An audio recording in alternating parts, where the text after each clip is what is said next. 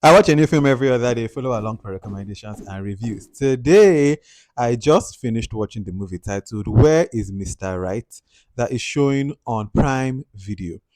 It is the latest release from Funke Akindele's network, and by far my least favorite thing that Funke Akindele has ever done. If you know me, you know that I am a fan of Funke Akindele. I am a Funke Akindele head. There is nothing that Funke Akindele has made that I have not watched. And my island show is forever Jennifer's Diary. If you're stuck on island, which show would you watch? For me, it's Jennifer's Diary all day. So I love Funke. Like, love her. This is my woman. And when I was watching this and I said, first of all, the film is too long. And then it kept on going. And I was like, okay, what is the head and tail of this film? And the film is going in this direction. And then there is a twist that happens that I did not like. And I will obviously, as you guys know, I will always tell you in full detail why, especially in the spoiler section.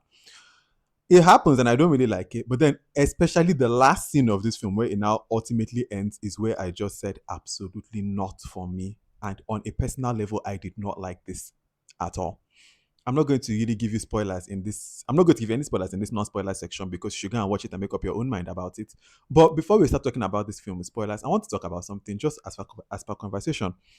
Why is it that when a person really desperately wants a relationship, as human beings or as people, we kind of see it as like a bad thing, quote unquote. There's a certain level of if a person is really seeking for a job, or they are seeking for the fruit of the womb, or they are seeking to jackpot, right? And they are really desperately seeking this thing. You hardly hear things like, "Oh my God, let this desperation go! Oh my God, move on with your life." Like if somebody calls, right, and this person is just talking to you, maybe they are someone that can get you a job, and you start telling them, "Oh, I'm just really looking for a job right now," nobody would pinch you and be like, "Why are you telling them that you're looking for a job now? Gosh." But when it's a relationship and you tell somebody, "Oh, I'm actually praying right now for a relationship," there seems to be that, don't sound too desperate. Why? Like I know the why, but I'm asking like on a deeper reason, like as a society, we should really ask why. Why is it that a person seeking for romantic love is seen as something to be almost ashamed of, especially when it's a woman doing it? Especially when I think I've made my question clear. Why are we doing that as a people? It's something that this film made me think about. When I think I want to talk about something that I just don't like, not to give any spoilers in this film, but I don't like the way. Actually, I think this one I'll talk about it in the spoiler section, so I don't spoil this film at all. Go and check this film out for yourself. As I said, I personally did not like this film for anything. The effort was put in, so we have to give it to them. The actors did well, the sets, everything was nice in terms of production. Production killed it, but as a film, my personal enjoyment, I did not like this film.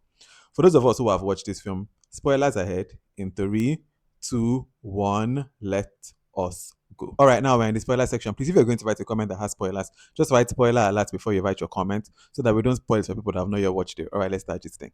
So obviously we meet Bumi, and Bumi, I was even like, Madam, your own desperation is really like a lot, because especially when she's willing to stay in a relationship with this guy that has cheated on her more than three times. It's on the fourth one that she finally comes and throws the ring. I can tell that the guy does not even really care. He's telling her that you're the one that even pressured me to propose to you. Like, Kai, after that, Madam is still even contemplating going to enter back into a relationship with a person that had extorted her in the past. I said, Madam, in the middle of a client meeting, you're there fantasizing about men that are coming. I said, she's very, very like hopeful for a relationship, for marriage especially. But when it really just crystallizes in my brain, the levels of her desperation at this point is when she's in the church wearing the wedding gown, the tiara. And I just went, wow, this woman is really manifesting this thing. She really, really wants this. And that's when that empathy I'm talking about, that I was talking about in the non-spoiler section, came off. Why is this something that we should basically shame or say, rest, you want this so much, God, like if the marriage never comes, just let it go? Because you won't tell it to somebody maybe looking for the fruit of the womb all the time. So people might tell you, but like it's still something that people will not tell you to tell them. They will still tell you to remain hopeful. Or a person who is looking for a job, or a person who is looking for, like, why is it that with relationships, like I was asking earlier, not to now start bringing it again, but like why is it that with relationships specifically, especially looking for marriage, it is seen as something that you should kind of just leave up to chance and don't talk about it too much. Just if it happens, it happens. Why can't somebody really pursue it with their full chest? Question. I want to know. Now, on to one thing I did not like about this film at all. When this film opens, I was really loving seeing Bridget and her husband and seeing a loving relationship on screen. When you're kind of seeing that there are Bumi's like aspiration in life. And for all we are seeing, right, up until the middle of this film, they are a loving couple. I thought it was very refreshing because so much of media now does this thing that I'm really beginning to not like, and it's beginning to. I understand why they do it, but let me tell you what I mean. I don't like. I feel like it's doing something to society, where in films, especially in a lot of stories, the good person it usually kind of ends up being bad. And then the bad person kind of ends up being good. I think it's doing something to our psyche as a society. I'm so serious. Where it's almost like you can never trust anything that's good. So when I'm watching this film and we are seeing this good couple, I'm like, this is very refreshing. And I really hope that this is not one of those situations where even the person that she's now hoping for her example of love turns out to be bad. And so you can imagine when I'm watching this film, and then the twist now comes that not only is like are they bad, it is very abusive, and then in short, it is Bridget herself that is the abuser. She's threatening to cut herself. At the end of the film, Bridget's brother stabs the guy who not happened to now be the one again. This same thing we're talking about of the person that we thought was the bad guy is actually the good guy because he's actually now the victim. And this couple that we thought was actually good, they're actually very evil. I just didn't like it. And again, it's not just specifically about this film. It's something that is a trope. When something starts becoming the normal, I think we should question that as a society. I don't know. I think it's do something to us as a people, even in our day-to-day lives of when somebody is good to you or kind, there's beginning to be this growing, hmm, is this person really that good? Because it's almost like we cannot trust good anymore. And I think one of the very real reasons is because of films. So when I see something like this, and again, this is bigger than just this way, it's Mr. Right. I'm talking as a whole. It's adding to this thing of why we cannot trust good anymore as a people. Another thing I want to talk about actually is when Tega's wife comes and starts fighting Bumi.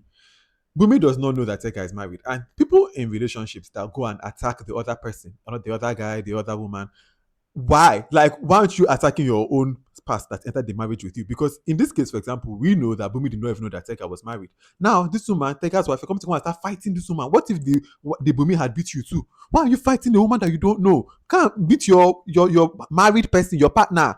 Can't meet them. Stop fighting the other woman or the other man. Stop fighting them and face your actual spouse. The final part of this film that I did not like, and just to kind of start wrapping this review up, is the ending. I hate it was all a dream. So you can now imagine that when this film now ends and we are seeing that, oh, okay, it seems like they're about to really set Bumi up. Oh my God, how did you find yourself in a situation like this? You were just trying to find marriage. Now you're about to go into jail. And then she now wakes up and it's all a dream. So we had now sacrificed all these two things, 1 hour, 51 minutes. We have now all sat down here to watch something that was never even really real. It was all a dream. I don't even know what to say. If you've watched this film, I'm very curious to know what you think about it. So please let me know your thoughts in the comment section. Also, if you've watched this whole video and you have no idea who I am, my name is VDK. I'm the creator of the VDK Film Club, where every other day we watch something new and we just about it like we've done today. Follow along. All right. Until the next film that I watch and the next video that I make, have a wonderful rest of your day. Bye.